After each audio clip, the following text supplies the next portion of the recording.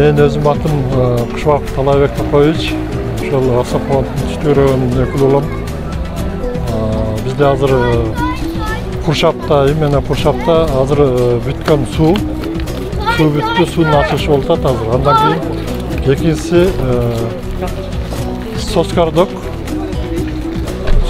уже сентябрда берилет эмеге.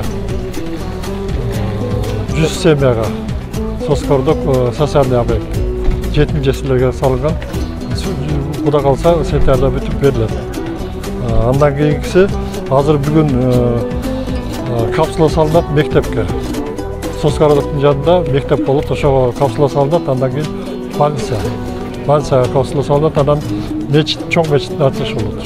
Эми бул Алтынбектин аракети аябай жакшы болгон. Алтынбек кыйын бола өзү аккан арыктан сууга каттайт.